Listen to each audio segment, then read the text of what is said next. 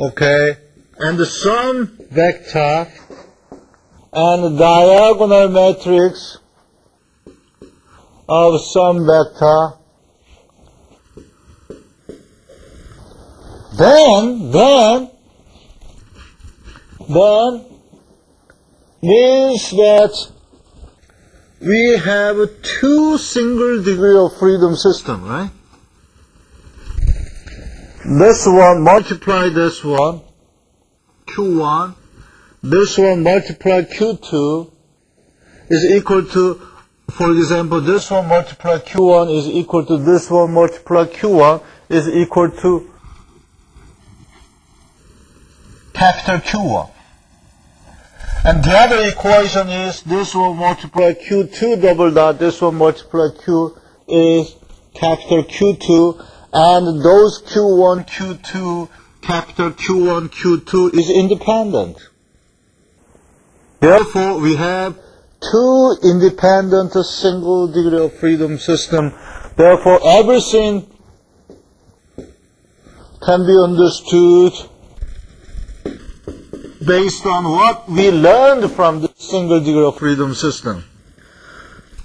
The only difference is this strange Q vector. That means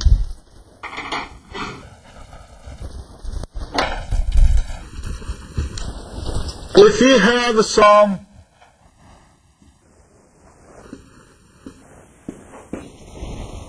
transformation, for example, I say, if you have some transformation that makes this K matrix diagonalize, that would be very neat. And certainly there is this kind of transformation exists.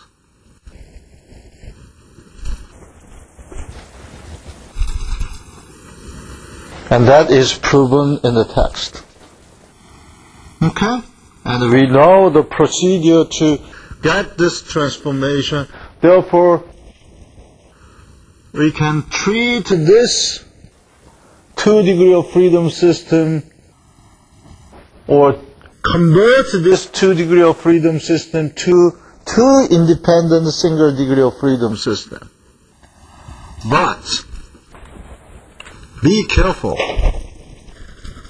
If we have a damping over here,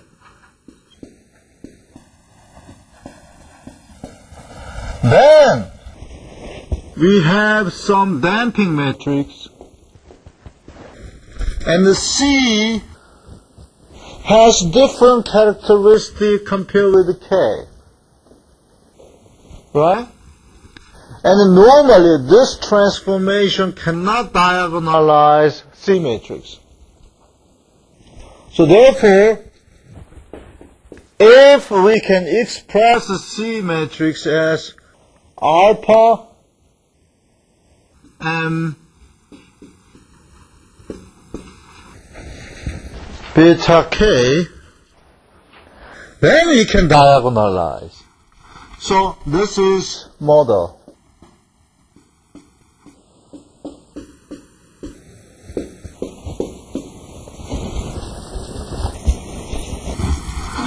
Okay, so therefore the whole story is, if you have a 2 degree of freedom system, and if you have a C, then what we have to do is the modeling C like this, and then find the transformation matrix that can diagonalize OMKC, then we can convert this coupled 2 degree of freedom system into two independent single degree of system, and everything we learned from single degree of freedom system can be applicable to 2 degree of freedom system.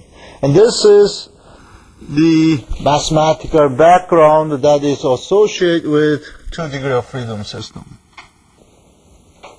Okay?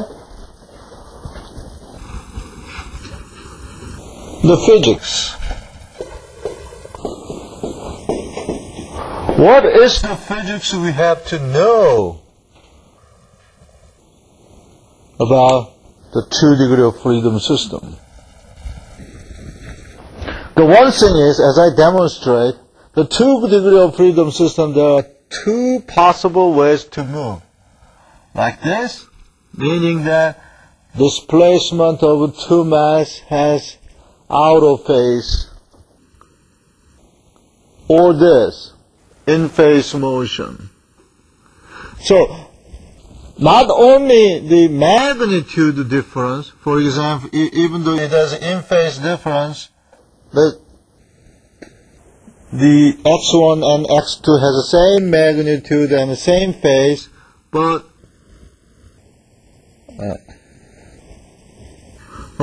same phase but different magnitude, right? And also it has same magnitude but opposite phase, but also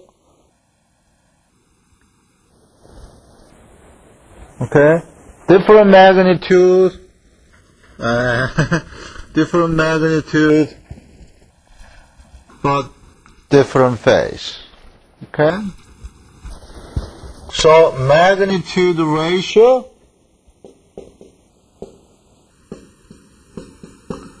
and the phase is very different. They're very important. Application.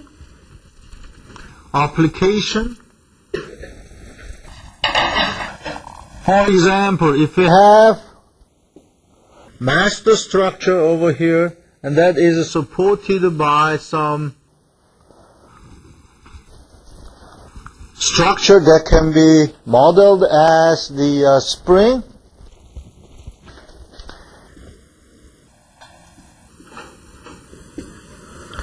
and if we have a small mass over there, and using this, what we learned from 2 degree of freedom system, we can actually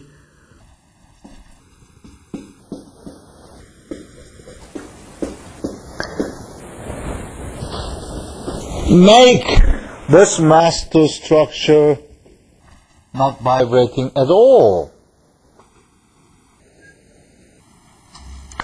Mathematically means that by using this approach, we require, we would like to know the condition that makes the vibration of x1 is 0. But physically means that